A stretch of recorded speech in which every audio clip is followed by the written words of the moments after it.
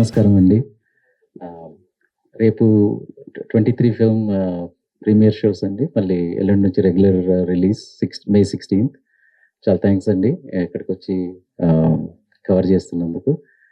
మా actors, main leads, protagonist Teja, Tanmay, వాళ్ళని ఒక 2 నిమిషాలు మాట్లాడమంటే నేను కొన్ని విషయాలు చెప్తానండి. అందరికీ నమస్కారం. మీడియా వాళ్ళు ఇక్కడ వచ్చినందుకు అందరూ థ్యాంక్ యూ సో మచ్. ఈ ఫిలింలో నేను సుశీల అన్న పాత్ర పోషించాను. నాకు చిన్నప్పటి నుంచి యాక్టింగ్ అంటే చాలా ఇష్టం, కానీ ఎడ్యుకేషన్ తర్వాతనే ఈ ఫీల్డ్లో రావాలి అనేసి నేను ఎప్పుడు ట్రై చేయలేదు. అండ్ ఇమీడియట్లీ ఆఫ్టర్ 4th ఇయర్లో నేను ఇందులో ట్రై చేశాను అండ్ లక్కీగా ఈ రోల్ వచ్చింది. ఒక యాక్ట్రెస్కి ఫస్ట్ నుంచి లాస్ట్ దాకా స్క్రీన్ టైం దొరకడం చాలా అదృష్టం అని చెప్పొచ్చు. అండ్ అది కూడా తెలుగు వచ్చిన వాళ్ళు ఇవాళ రేపు చాలా తక్కువ కనిపిస్తున్నారు మన తెలుగు ఇండస్ట్రీలో. సో మీరందరూ కూడా May 16th ఫిలిం రిలీజ్ అవుతుంది. ఒక మంచి మెసేజ్ ఓరియంటెడ్ ఫిలిం ఇది. బ్యూటిఫుల్గా ఒక 90s లవ్ స్టోరీ పోర్ట్రే చేస్తున్నాం మేము ఈ ఫిలింలో. Also about criminal reformation and social justice మీద కూడా మాట్లాడుతున్నాము. సో మీరందరూ May 16th ఈ ఫిలిం చూడాలి అండ్ మీరందరూ కూడా మమ్మల్ని ఎంకరేజ్ చేయాలి, ఒక ఫ్రెష్ ఫేస్ని ఎంకరేజ్ చేయాలని కోరుకుంటున్నాను. Thank you so much. Good afternoon అండి అందరికీ. నా పేరు తేజ. నేను సాగర్ రోల్ ప్లే చేశానండి ఈ మూవీలో ప్రొటాగనిస్ట్గా. It's a beautiful love story అండి. As Tanmay was saying, 90s love story and it's a movie on hope అండి, on second chances. So movie is coming on 16th in another 2 days. Please do support us and watch the movie. Thank you. So ముందు చెప్పినట్టుగా రేపు premiere show అండి and May 16th release. ఈ సినిమా 91 Chunduru massacre, 93 Chilakaluripet bus burning incident, 97 Jubilee hills bomb blast, ఈ 3 incidents ఆధారంగా చేసుకున్న cinema అండి. But 90% of the film 93 Chilakaluripet bus incident అండి. దాంట్లో ఈ అబ్బాయి వీళ్ళ ఫ్రెండ్ బస్సుని తగలబెడతారు. బట్ ఈ అబ్బాయి అమ్మాయి వీళ్ళది మెయిన్ లవ్ స్టోరీ. ఇది 90% ఆఫ్ ద ఫిల్మ్ అండి. చుండూరు చూపించింది జస్ట్, ఇంకా చిలకలూరుపేట చూపించింది ఏంటంటే దీనిలో బస్ తగలబెట్టిన తర్వాత 23 మెంబర్స్ చనిపోవడం అనేది చాలా పెద్ద పాపం. అది పెద్ద సిన్, పెద్ద క్రైమ్. దానికి వీళ్ళు అనుభవించాలి. కానీ మిగతా 2 కేసెస్ జస్ట్ పెట్టిన రీజన్ ఎందుకంటే దాంట్లో ఇంకా పెద్ద క్రైమ్స్, కానీ వాళ్ళు తప్పించుకున్నారు. ఆ కాంట్రాస్ట్ ఆఫ్ జడ్జిమెంట్స్ చూపించడానికి ఆ 2 వాడుకున్నామండి. But 90% of the film Chilakaluripet bus incident ఎందుకు జరిగింది, ఎలా జరిగింది, జరిగిన తర్వాత వాళ్ళు జైల్లో ఏమైంది, ఇప్పుడు ఏమైంది పరిస్థితి, విక్టిమ్స్ పాయింట్ ఆఫ్ వ్యూ నుంచి కూడా అండి. వీళ్ళు అప్పుడు చనిపోయిన వాళ్ళ పరిస్థితి ఏంటి, వాళ్ళ పిల్లల పరిస్థితి ఏంటి, ఇది ఫిల్మ్ అండి టోటల్గా. బట్ బేసిక్గా స్టోరీ వరకు వచ్చేసరికి ఒక బ్యూటిఫుల్ లవ్ స్టోరీ. ఈ అబ్బాయి అమ్మాయిది ఒక 32 సంవత్సరాల జర్నీ ఎలా జరుగుంటుంది స్టార్టింగ్ నుంచి ఎండింగ్ వరకు అనేది మెయిన్ స్టోరీ అండి. సో కొంతమంది అడుగుతారు అసలు ఇప్పుడు ఏం అవసరం ఉంది, అది ఎప్పుడో జరిగింది ఇది కదా అని.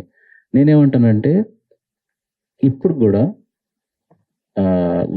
జస్టిస్ అనేది అందరికి సమానం కాదు. డబ్బులున్నా, మీకు పవర్ ఉన్నా, ఇన్ఫ్లుయెన్స్ ఉన్నా మీకు వేరేలాగా ఉంటుంది, ఆ లేని వాళ్ళకి వేరేలాగా ఉంటుంది అని కొంచెం మార్పు ఏమైనా బెటర్ వచ్చిందా అంటే నాకు డౌటే అండి. ఎందుకంటే హైకోర్టు వరకు వెళ్ళి, సుప్రీంకోర్టు వరకు వెళ్ళి ఫైట్ చేసే రిసోర్సెస్ ఉన్న వాళ్ళకి వేరే జడ్జిమెంట్ వస్తుంది, ఇవి లేని వాళ్ళకి వేరే జడ్జిమెంట్ వస్తుంది. అది అప్పుడేం మారలేదు, ఇప్పుడు కూడా సేమ్. సో కొంతమంది అప్పుడు ఇన్సిడెంట్స్ ఇప్పుడు రెలవెంట్ అవసరం అంటే నేనైతే 100% రెలవెంట్ అంటానండి. ఇన్సిడెంట్స్ ఓ జర్నలిస్ట్కి 24 అవర్స్లో సుప్రీంకోర్టు దగ్గర నుంచి బెయిల్ వస్తుంది. ఇప్పుడు కూడా ఇంకొక జర్నలిస్ట్కి 2 సంవత్సరాలు పడుతుంది. సుప్రీంకోర్టుకి అదే ఇప్పుడు నేను కూడా ఏదైనా జైల్లో బెయిల్ కావాలి అంటే ఫస్ట్ లోవర్ కోర్టుకి వెళ్ళండి, నా దగ్గరికి ఎందుకు వచ్చారంటారు కొన్ని. సో ఈ డిస్క్రిపెన్సీస్ ఏంటి ఇప్పుడు కూడా రిలవెంట్, అందుకనే సినిమా తీయడానికి రీజన్. ఇంకొకటి నేను అనుభవించింది ఇప్పుడు ఎంత కష్టం అనేది. నేను సెన్సార్ ఇది చేసినప్పుడు ఫస్ట్ అసలు సెన్సార్ గురించి నాకు కంప్లైంట్స్ ఉన్నాయి. బట్ ఫస్ట్ మంచి విషయాలు చెప్పాలండి. 0 కరప్షన్ ఉంది, ముందులాగా కాదు, స్మూత్గా ఉంది. నాకు వచ్చిన అతను ఫస్ట్ చాలా రెస్పెక్ట్ఫుల్గా మాట్లాడారు, జెంటిల్మెన్గా చేశారు. సో నాకు ఈ కట్స్ ఇచ్చినప్పుడు నేను అన్నప్పుడు ఇప్పుడు మళ్ళీ రివైజింగ్ కమిటీకి వెళ్ళాలి, నాకు అంత రిసోర్సెస్ లేదు, టైం లేదు. సో ఇప్పుడు నార్మల్ పర్సన్కి హైకోర్టు, సుప్రీంకోర్టుకి వెళ్ళే స్తోమత ఎందుకు ఉండదో, నాకు వెళ్ళే టైం లేదు, ఇప్పుడు రిలీజు ఇన్ని గొడవలు. సో చిన్న చిన్నవండి. ఇప్పుడు ఫర్ ఎగ్జాంపుల్ నేను ట్రైలర్ ఇది చేయాలంటే కులం వాడొద్దు అన్నట్టు. మరి కులం వర్డ్ వాడొద్దు అని అంటే ఇప్పుడు సెంట్రల్ గవర్నమెంట్ మొన్న కులగణన ఎందుకు పెట్టింది, స్టేట్ గవర్నమెంట్ ఎందుకు పెట్టింది రెలవెంట్ కాకపోతే. అది తీసేయడం అనేది ఉండాలి కానీ వర్డ్ వాడినంత వాడడం అనేది దాంతో ఏం యూజ్ అండి. ఇంకొక దగ్గర వీళ్ళు మాట్లాడుకునే భాషలో నీ అమ్మ అంటారు, సరే అనొద్దు అని ఉంది, వాళ్ళ గైడ్ లైన్ ఉంది అనుకుందాం, తప్పేం లేదు. మరి మిగతా సినిమాలలో ఎట్లా వాడుతున్నారు? నేను చాలా తక్కువ వైలెన్స్ చూపించాను సినిమాలో, చాలా తక్కువ సెన్సిటివ్ టాపిక్స్. నేను రెచ్చగొట్టే విధంగా రాయలేదు, రెచ్చగొట్టే విధంగా తీయలేదు. ఎంత అవసరమో అంతే చెప్పాను. కానీ దానికి నాకు 70% తీసేయాలన్నారు. బయటకు వెళ్ళి వేరే తెలియని వాళ్ళు చూస్తే ఇది బ్లాక్ అండ్ వైట్ ఎందుకు అవుతుంది, ఇక్కడ కట్స్ ఎందుకు ఉన్నాయి, ఎన్నో రియల్ లైఫ్ ఫుటేజ్ తీసేయమన్నారు, ఎన్నో పేర్లు తీసేయమన్నారు, ఎన్ని తీసేయమన్నారు. అన్నిటికి ఒప్పుకోవడానికి రీజన్ ఏంటంటే ఎక్కడో కాంప్రమైజ్. ఇప్పుడు నెక్స్ట్ ఏంటి, సరే ఇంతే అని. నా ప్రాబ్లం ఏంటంటే మరి ఇది వాయిలెన్స్ ఇది కాకపోతే కొంతమంది ఏమనుకుంటారంటే ఆ మిగతా వాళ్ళకి ఇస్తున్నారు కదా, నో గైడ్ లైన్స్ అట్లా పనిచేయండి, సర్టిఫికేట్ కానీ ఈ గైడ్ లైన్స్ ప్రకారంగా దాంట్లో కూడా వైలెన్స్ ఉండడానికి వీల్లేదు. ఒక లిమిట్ తర్వాత ఇచ్చిన తర్వాత కూడా ఇవి చేయమని అంటారు ఇప్పుడు యాక్చువల్ రూల్స్ ప్రకారంగా. నాది ఒకటే క్వశ్చన్ ఏంటంటే ఇప్పుడు మీడియా ముందు మాట్లాడే ఛాన్స్ దొరికింది కాబట్టి అవే గైడ్ లైన్స్ అందరికి ఎందుకు సేమ్ లేదు? ఇప్పుడు ఈ మూవీలో మనం టైటిల్ అడిగినట్టు సమాజంలో అందరికీ న్యాయం అనేది చట్టం సేమ్గా ఉందా, జస్టిస్ సేమ్ ఉందా అనేది నేను పర్సనల్గా మొన్న ఫీల్ అయిన ఇది. రెండో విషయం ఏంటండి, ఇప్పుడు దీంట్లో 2 అంశాలు టచ్ చేసాము. నేను చెప్పినట్టుగా లవ్ స్టోరీ మెయిన్, బట్ ఇంకా 2 అంశాలు టచ్ చేసినవి సోషల్ జస్టిస్ ఒకటి, రెండోది ప్రిజన్ రిఫార్మ్స్ అండి. సో ఈ రెండిట్లో కూడా నాకు కొంచెం ఇప్పుడు ప్రస్తుతం మన డిపార్ట్మెంట్స్ మీద కొంచెం నాకు రిక్వెస్ట్ గవర్నమెంట్స్ దగ్గర నుంచి ఏంటంటే, ఇప్పుడు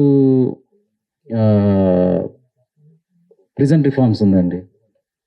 ఈ ప్రిజన్ రిఫార్మ్స్ అనేది state government responsibility, prison state కింద వస్తుంది కాబట్టి. సో ఇప్పుడు ప్రిజనర్స్ని రిఫార్మ్ ఎట్లా చేయాలి, ఏం చేయాలి అనేది వాళ్ళు చాలా కష్టపడ్డారు, చాలా చేశారు, డిపార్ట్మెంట్స్ వచ్చారు, చూశారు, చేశారు. నేనేమన్నానంటే ఇలాంటి సినిమాకి మీరు చేసే వర్క్ చూపించాను, ఇంకా దీంతో ఆడియన్స్కి ప్రజలకి చాలా బెనిఫిట్ అయ్యే ఉంది. నాకు కొంచెం కోఆపరేట్ చేసేసి అక్కడ ఒక ప్రెస్ ఈవెంటో ఏదో పెట్టేలాగా చేస్తే మూవీ కూడా కొందరికి తెలుస్తుంది అని నేను అనుకున్నా. ప్లస్ ప్రిజనర్స్కి చూపించాలి సినిమా, ఫ్రీగా చూపించడానికే. కానీ బ్యూరోక్రసీ ఎట్లా ఉంటుంది ఏంటండి, లైక్ ఒక నెల తిరగలుగుతా, నేను 2 నెలలు తిరగలుగుతా, బతిమలాడగలుగుతా. బట్ ఇప్పుడు ఇట్లాంటి ఫిల్మ్స్ తీసుకొచ్చినప్పుడు వాళ్ళు కూడా కోఆపరేట్ చేసి రామను ఇంకొక తొందరగా ఫెసిలిటేట్ చేస్తాం, గవర్నమెంట్తో ఫెసిలిటేట్ చేస్తామని ఫెసిలిటీ ఉండాలి. సో అది కొంచెం ల్యాకింగ్ ఉంది. అది కొంచెం ఎంకరేజింగ్ ఉంటే గవర్నమెంట్ దగ్గర నుంచి అలాంటి వాళ్ళు ఇంకా కొంతమంది తీస్తారు. ఇట్లాంటి సినిమా కొంచెం విజిబిలిటీ వస్తుంది, 4 చూస్తారు, 4 చూసినందుకు ఇట్లాంటివి ఇంకా కొంతమంది ట్రై చేస్తారు. ఇది కొంచెం కంప్లైంట్గానే ఉందండి. దీంట్లో కూడా పాజిటివ్ చెప్పాలంటే మన డిప్యూటీ సీఎం గారు మూవీ చూశారు, ఎంత బిజీ స్కెడ్యూల్లో నుంచి వచ్చి చూసి స్పందించి నెక్స్ట్ డే మళ్ళీ మమ్మల్ని పిలిచి మా టైటిల్ రిలీజ్ చేశారు. సో దట్స్ నేను చాలా గ్రేట్ఫుల్ ఉంటాను ఎప్పుడు సార్కి. ఎందుకంటే సార్కి సోషల్ ఇష్యూస్ మీద ఒక అవగాహన ఉంది, అందుకని అట్లా స్పందించారు. కానీ నేను మిగతా అన్ని డిపార్ట్మెంట్స్లో తిరిగాను, మిగతా అంత అఫీషియల్స్ చెప్పులు అరిగిపోయేటట్టు సెక్రటేరియట్లో లాస్ట్ 4 నెలల నుంచి తిరుగుతున్నాను. మిగతా డిపార్ట్మెంట్స్లో అక్కడిక్కడ సేమ్ అదే సెన్సిటివిటీ డిప్యూటీ సీఎం బట్టి గారిది ఏం కనిపించిందో అది నాకు మిగతా వాళ్ళలో కనిపించలేదు. ఫర్ ఎగ్జాంపుల్ ఇప్పుడు తెలుగు మన తెలంగాణ ఫిల్మ్ డెవలప్మెంట్ కార్పొరేషన్ ఉంది. నేను వెళ్ళి వాళ్ళేమి చెయ్యము, హెల్ప్ చేయము అనరు, బట్ అది 4 monthsలో కూడా ముందుకెళ్ళవు, ఫైల్స్ వెళ్ళవు. సో ఇప్పుడు నేను రిక్వెస్ట్ చేసి వెళ్ళకపోతే ఇప్పుడు కామన్ మ్యాన్కి ఎట్లా వెళ్తాయి ఫైల్స్ అనేది పాయింట్. నేను అన్నది ఏంటంటే ఇప్పుడు తెలంగాణ ఫిల్మ్ డెవలప్మెంట్ కార్పొరేషన్ అనేది ఇట్లాంటి మంచి సినిమాలకి వచ్చి చూసి ఇన్ని చేస్తే దీనికి ఎంకరేజ్మెంట్ ఉంటుంది, 4 తెలుస్తుంది ఒక సినిమా ఉన్నట్టు. రెండోది వేరే స్టేట్ గవర్నమెంట్స్ ట్యాక్స్ బెనిఫిట్స్ ఇస్తారు, ఇది ఇస్తారు. సార్ మీరు ఇస్తే దాంతో నాకు డబ్బులు అవన్నిటికన్నా 4 తెలుస్తుంది, ప్రెస్కి తెలుస్తుంది అని అన్నప్పుడు వాళ్ళు వేరే గవర్నమెంట్స్ ఎట్లా చేస్తున్నారు చూపించి నేను వెళ్ళి జియో కూడా చూపించాను. లాస్ట్ రీసెంట్ మధ్యప్రదేశ్ గవర్నమెంట్ ఏం చేస్తాను, మా దగ్గర పాలసీ లేదు అని. పాలసీ తీసుకురండి సార్, మీరు మీ జాబే ఇట్లాంటి మూవీస్ని ఎంకరేజ్ చేయడం. ఇప్పుడు స్పీచెస్లలో అక్కడిక్కడ మేము ఇట్లాంటి సినిమా ఎంకరేజ్ చేస్తాం అనడం కాదు కదా, చేసి చూపించాలి. అది ఇంకా ఇప్పుడు దిల్ రాజు గారు ఉన్నారు దాని చైర్మన్.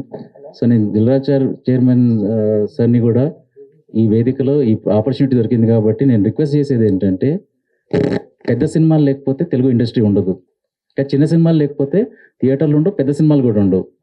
సో ఇట్లాంటి వాటిని ఎంకరేజ్ చేయడం గవర్నమెంట్ రెస్పాన్సిబిలిటీ. ఇప్పుడు బట్టి గారు ఎట్లా చేశారో మిగతా డిపార్ట్మెంట్స్ అందరూ కూడా అదే సెన్సిటివ్ తోటి ఇట్లాంటి దాన్ని ఎంకరేజ్ చేయాలి అనేది ఒక రిక్వెస్ట్ చేస్తున్నాను నేను.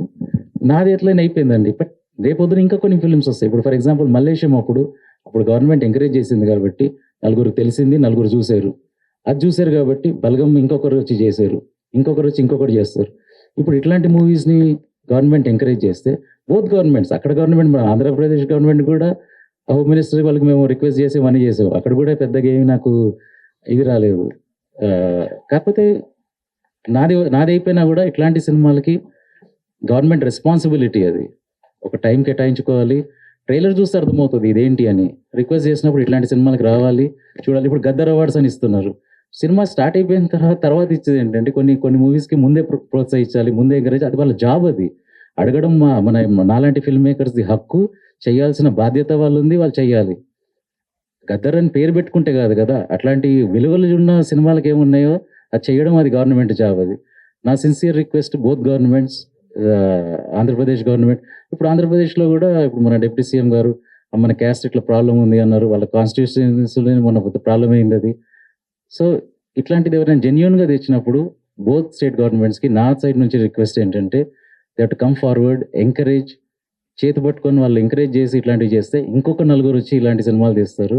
ఇది నా సిన్సియర్ రిక్వెస్ట్. ఇప్పుడు బట్టి గారు మాకు ఎట్లా హెల్ప్ చేశారు, అసలు ఎట్లా స్పందించారు, మిగతా డిపార్ట్మెంట్స్, మిగతా గవర్నమెంట్ అఫీషియల్స్, హోప్ఫుల్లీ ఈ రిక్వెస్ట్తో ప్రిజన్ అఫీషియల్స్ కూడా, నేను నెలలు అయితే తిరగలేను, ఒక ఛాన్స్ ఇచ్చి ఫ్రీగానే కదా, డబ్బులు ఏం ఖర్చు లేవు, కానీ దానికి ఒక ఎఫర్ట్ ఉంటుంది. మేము ఎన్నిసార్లు రిక్వెస్ట్ చేసినా రండి, చూపించండి మీ ఫిల్మ్ ప్రిజనర్స్కి ఫ్రీగా, కానీ ఫెసిలిటేట్ చేసి నేను ఇంతవరకు వెళ్ళగలుగుతా, కానీ అక్కడ నుంచి గవర్నమెంట్ కూడా రావాలి. ఇప్పుడు అది ఈ సిన్సియర్ రిక్వెస్ట్, ఇది కంప్లైంట్ లాగా కాదు, రిక్వెస్ట్ లాగా ప్లీజ్ కన్సిడర్ చేయండి. రాజు గారు అంటే బట్టి గారు వ్యక్తిగతంగా స్పందించారా గవర్నమెంట్ నుంచి? అంటే పోస్టర్ రిలీజ్ చేసి ఆయన పర్సనల్ ఒపీనియన్ షేర్ చేసుకుంటూ పోస్టర్ రిలీజ్ చేశాడు సినిమా చూసి, గవర్నమెంట్ నుంచి కాదు కదా. గవర్నమెంట్ తరఫు నుంచి కూడా దీనికి మీరు కావాల్సిన చెయ్యండి అని సార్ లెటర్ ఫార్వర్డ్ చేశారు. కాకపోతే బ్యూరోక్రసీలో ఎట్లా అంటే సార్, ఎవరికి తప్పు ఉండదు, అది ఆగిపోతాయి ఫైల్స్ అంతే.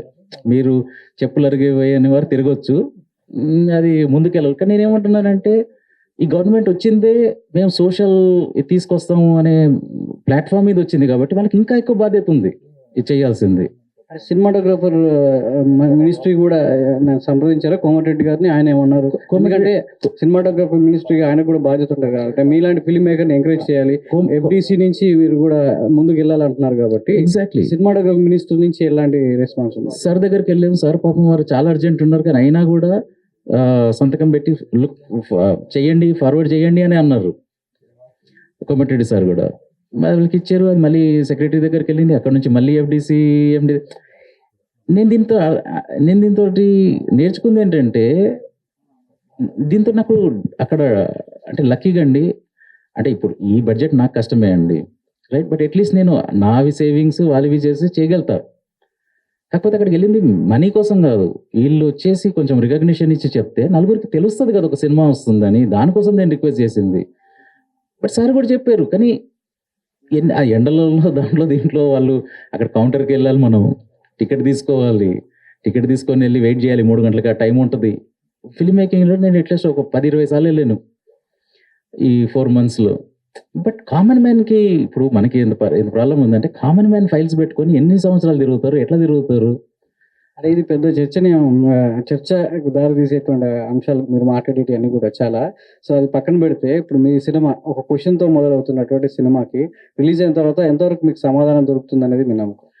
సమాధానం పెద్దగా దొరుకుతుందని నేను ఎక్స్పెక్ట్ చేయట్లేదు సార్. కాకపోతే ఏంటంటే, అట్లీస్ట్ క్వశ్చన్ అయితే అడగాలి కదా అని అంటాను అంతే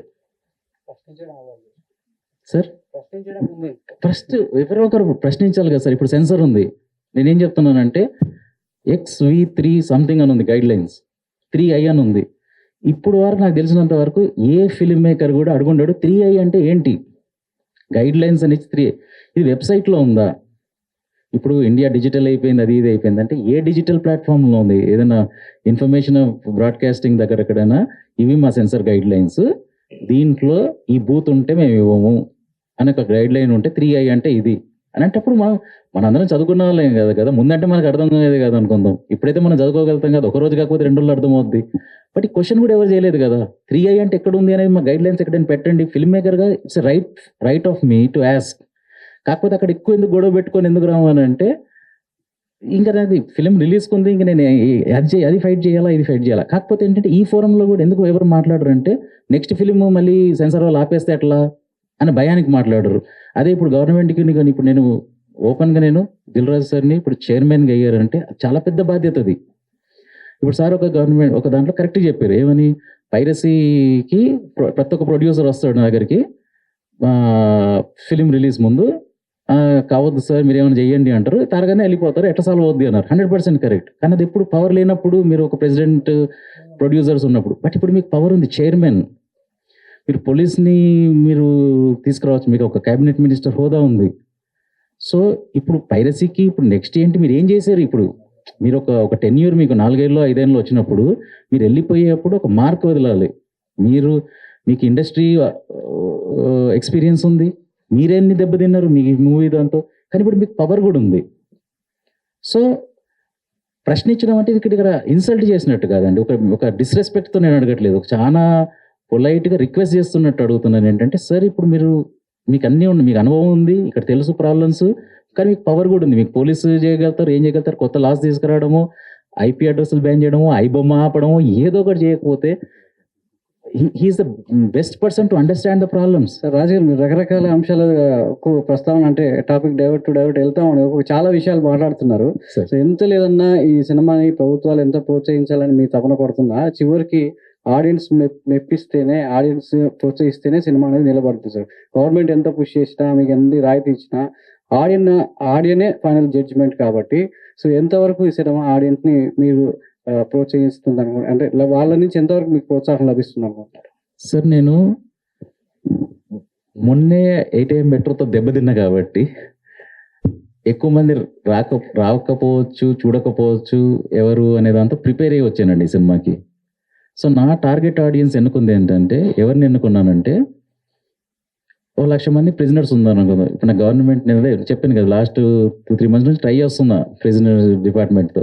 వాళ్ళు 2 రిక్వెస్ట్ అడిగాను. సార్ ఒకటి నన్ను సినిమా అక్కడ చూడని ఏజెంట్, రెండోది ఈ ప్రెస్ ఈవెంట్ నేను ఇక్కడ కాదు అక్కడ చేస్తా. సో దట్ రిఫార్మ్స్ అనేది ఒక 12 ఏళ్ళ నుంచి ఒక ఆమె ఎట్లా చేసింది, బీనా మ్యామ్, ఈమెన్ ప్రెజెంట్ చేస్తే బీనా మ్యామ్ ఎందుకు కష్టపడ్డారు 12 ఏళ్ళు, ఇంకా కొంతమందికి తెలుస్తుంది. ఆ ఎఫర్ట్ని మనం ట్యాక్స్ పేయర్స్, గవర్నమెంట్ అంతా ఇంకెంత ఎక్కువ చేయాలి అనేది ఎంకరేజ్మెంట్ వస్తుంది వాళ్ళకు కూడా. Prison officials VK Singh sir అని ఒకరు స్టార్ట్ చేశారు, వాళ్ళందరూ ఇన్ని సంవత్సరాల నుంచి కష్టపడుతున్నది కూడా ప్రజలకు తెలుస్తుంది, లేకపోతే తెలియదు కదండి వాళ్ళు ఎంత కష్టపడుతున్నారు అనేది. ఇది ఒకటి ఫస్ట్ పర్మిషన్ అడిగాను, ఏది ప్రిజనర్స్కి చూపించే నాకు పర్మిషన్ ఇవ్వండి సార్, ఫ్రీగా కదా, నేనేం టికెట్ అడగట్లేదు, గవర్నమెంట్ దగ్గర డబ్బులు అడగట్లేదు. రెండోది అక్కడ ప్రెస్ ఈవెంట్ చేస్తే 4 తెలుస్తుంది. అఫ్ కోర్స్ నా సినిమాది 4 తెలవాలనేది ఒక ఉద్దేశం అండి. బట్ వీళ్ళందరూ చేసిన బీనా మ్యామ్ గురించి తెలుస్తుంది, VK సింగ్ సార్ ఎట్లా స్టార్ట్ చేశారు తెలుస్తుంది, దాని రిజల్ట్స్ ఏంటి, ఇవన్నీ డిస్కస్ చేయొచ్చు దాంట్లో. కాకపోతే నేను ఫస్ట్ అనుకుంది ఏంటంటే, ఆ ఫ్రీగా చూపించినప్పుడు ఆ ఆడియన్స్ చూస్తే చాలు నా సినిమా, దాంట్లో ఒకరో ఇద్దరు ఇన్స్పైర్ అయితే దీనికి నేను హ్యాపీ. ప్లస్ అదే లక్కీగా అయింది అనుకుందాం సార్. ఇప్పుడు 1 monthకో ఎప్పుడో నెక్స్ట్ 13 to 25 years ఏజ్లో నేను ఒక 3-4 మిస్టేక్స్ చేశాను. ఇప్పుడు ఆ తలుచుకుంటే నేను ఎందుకు చేశాను అని చాలా బాధ అనిపిస్తుంది. మేబీ సినిమా చూస్తే కొంతమంది నాలాగా తర్వాత బాధపడకుండా ఏదో కొంతమంది అయినా ఇదైతే అది సెకండ్ సార్ ఆడియన్స్. నాకు ఈ 2 తీరినా ఈ సినిమాకి నాకు వేరే ఆడియన్స్ రిజెక్ట్ చేసినా, డబ్బులు రాకపోయినా, ఇవన్నీ ఇవి క్యాల్కులేట్ చేసుకునే వచ్చాను నేను. బట్ ఈ 2 కాకుండా కూడా ఇంకా కొంతమంది నచ్చి చూస్తే బోనస్ అని భావిస్తా, సంతోషపడతా.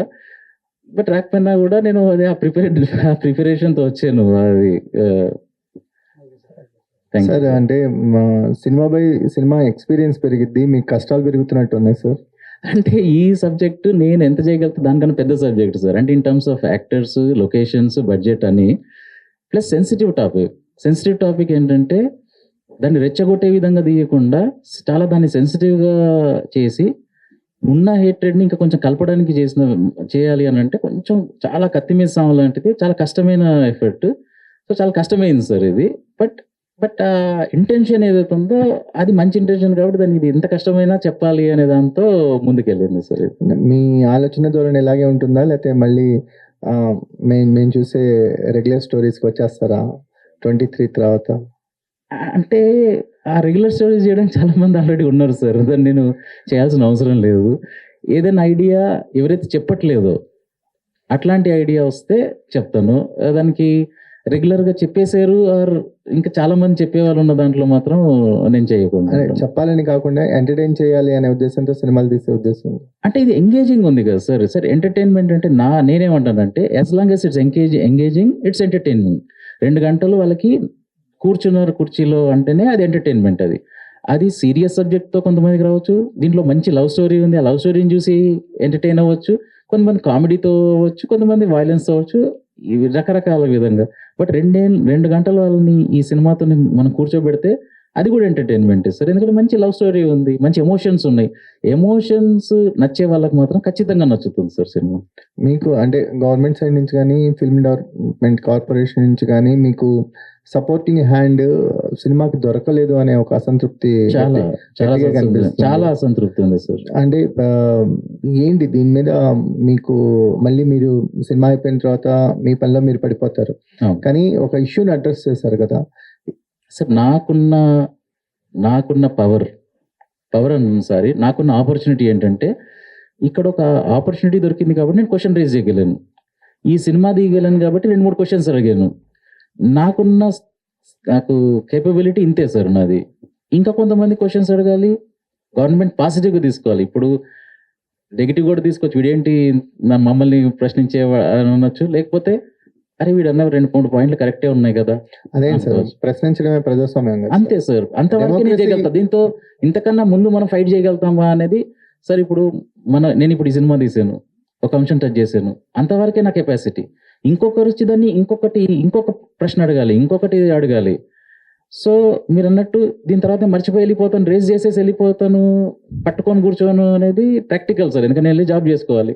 కానీ అది మిగతా వాళ్ళందరిది కూడా రెస్పాన్సిబిలిటీ ఉంటుంది కదా సార్. మిగతా వాళ్ళు ఇప్పుడు ఇంకొకటి రేస్ చేస్తారు, ఇంకొకరు గవర్నమెంట్ అఫీషియల్. సార్ నాకు ఈ ఫిలింలో మీరు ఆడియన్స్ దగ్గర నుంచి ఏమన్నారు అనేది ప్రిజెంట్ డిపార్ట్మెంట్స్ అందరూ వచ్చి చూశారు సార్, అందరు బాగుందన్నారు.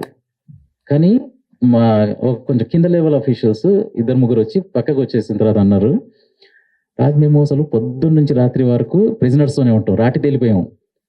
ఈ సినిమా చూసిన తర్వాత మా జాబ్ మేము ఇట్లా చేయొద్దు, ఇంకా ఎంపతితో వాళ్ళు మంచిగా ట్రీట్ చేసేలా చేయాలి అని వచ్చి చెప్పి వెళ్ళారు సార్. నాకు ఆల్రెడీ నా సినిమాకి నేను తీసిన ఆబ్జెక్టివ్ రీచ్ అయిపోయింది ఒక విధంగా చూస్తే. ఇంకా 2 ఉన్నాయి, వాళ్ళు ఇంకా criminal. This it self is a huge compliment.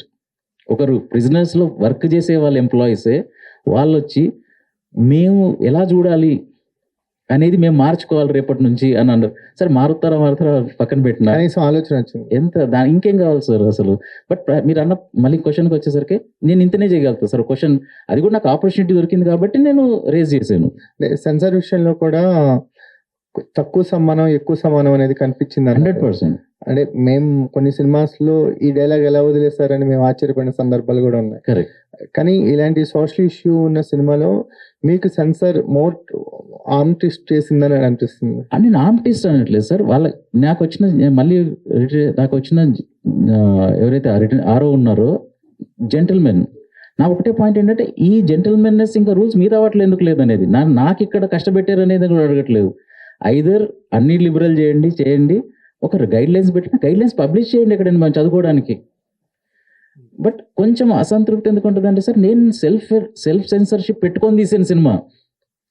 మీరు ఒక పద్ధతిగా సపోజ్ బయట అనుకోండి సార్, మీరు ఒక దొంగతనం చేయొద్దు, అబద్ధాలు ఆడొద్దు, ఇట్లాంటివి 10 పెట్టుకొని మీరు వెళ్తున్నారు. ఇంకొకరు వచ్చి నువ్వు చేయొద్దు అన్నప్పుడు మీకు నేను చేస్తున్నా కదా మీరు ఎందుకు చెప్తున్నారు అన్నట్టు ఉంటుంది. అది కొంచెం అషేమ్డ్ ఫీల్ అవ్వాలి మనం. మనకు ఒకరు వచ్చి సెన్సర్ నువ్వు ఇట్లా తీయొద్దు ఇట్లా చెయ్యొద్దు అని అంటే మన జాబ్ మనం సరిగ్గా చేసుకోలేనట్టు. అక్కడ మనని ఒకరు సెన్సర్ మనని ఇవి చెయ్యనంటే మనకేమైంది, మన బ్రెయిన్ ఏమైంది, రాసేటప్పుడు ఏమైంది, తీసేటప్పుడు ఏంది, మనకెందుకు లేదు అనే ఒక I should feel ashamed to get a comment, something like that, to trim something. సార్ మీ మాటలో ఏమిటంటే మీరు బాగా వ్యాస్ట్ నాలెడ్జ్, ఎక్కువ నాలెడ్జ్ ఉన్న పీపుల్లా కనిపిస్తున్నారు. అయితే మీ సినిమాలని ఈ టైప్లోనే ఉంటాయా ఫ్యూచర్లో? ఇంకా అదే సార్ నేను అనడం ఏంటంటే, ప్రస్తుతానికి అసలు నెక్స్ట్ సినిమా తీసే ఏ ఆలోచన లేదు సార్. ఎందుకంటే ఇది చాలా కష్టమైన పని. యాక్చువల్లీ నాలాంటి వాడికి 2-3 సంవత్సరాలు పెట్టాలి రీసెర్చ్ చేయాలన్నా మళ్ళీ చేయాలన్నా. సో అసలు zero idea of making a film. So ఇది లాస్ట్ ఫిల్మ్ అవ్వచ్చు, అయినా కూడా నాకు అసలు నాకు చాలా తృప్తిగా ఉంది. నా ఫిల్మ్ మేకింగ్ 5 సినిమాలు రాసుకున్నా, చేసుకున్నా, 3 డైరెక్ట్ చేసుకున్నా, చాలా తృప్తిగా ఉంది నాకు అసలు ఏం అసంతృప్తి లేదు. ఇది లాస్ట్ సినిమా అయినా.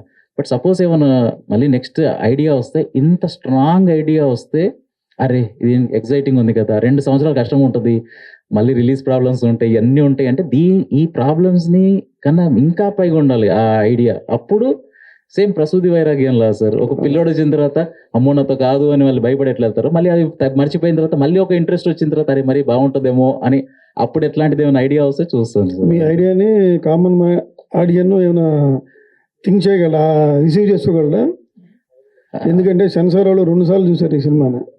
మీరు అర్థమైందా అని అడిగారంటే, ఇందాక నాకు అర్థమైంది ఇంకోసారి చూడండి మీరు అని అది చూశారు. కామన్ మ్యాన్ కూడా 2 సార్లు చూడాలా, ఒకసారి చూడాలా? లేదు సార్, అంటే నేను సారీ నేను మరి సరిగ్గా ఎక్స్ప్లెయిన్ చేయలేదేమో సార్. మీకు అర్థమైందా అన్న తర్వాత నేను ఎక్స్ప్లెయిన్ చేసిన తర్వాత, బయట ఉండమన్న తర్వాత వాళ్ళు మళ్ళీ చూడలేదు, వాళ్ళు మళ్ళీ డిస్కస్ చేసుకున్నారు వీడన్న పాయింట్లో. అందుకని నేను I have great respect to the officer who came. ఎందుకంటే నా మాట కూడా విన్నారు. నుంచి ఇంకా కట్స్ దగ్గర నేను కొంచెం ఇది ఉన్నాను, బట్ వాళ్ళు బయటికి రమ్మని వీడన్న పాయింట్లో కరెక్టే ఉంది కదా, ఈ సినిమా తర్వాత ఏంటి, వీళ్ళు బయటికి ఎట్లా వచ్చారు థియేటర్లో నుంచి, ఇంకా హింస చేయాలని వచ్చారా, చెయ్యొద్దని మీకు ఏమనిపించింది అన్న తర్వాత నన్ను కూర్చోబెట్టి నన్ను నెక్స్ట్ క్వశ్చన్ ఏం అడిగారంటే, సార్ నీకు 23 అని టైటిల్ చూస్తుంటే ఏం గుర్తొస్తుంది నీకు?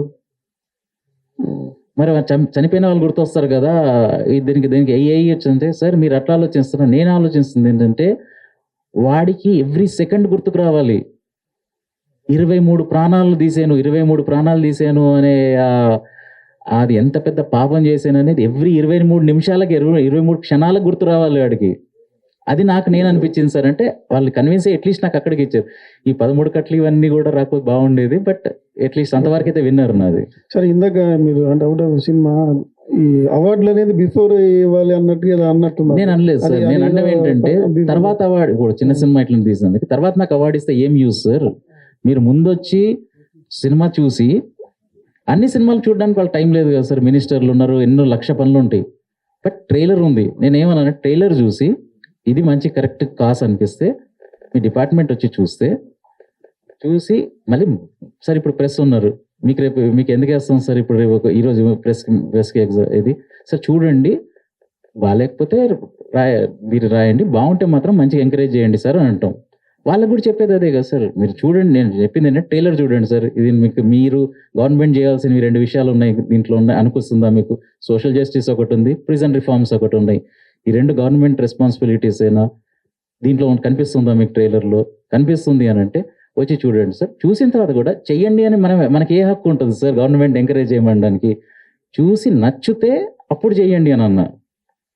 సో బట్టి గారు కూడా చూసి ప్రెస్ కాన్ఫరెన్స్ అట్లాంటిది ఏమి ఇవ్వలేదు సార్, చూశారు సార్.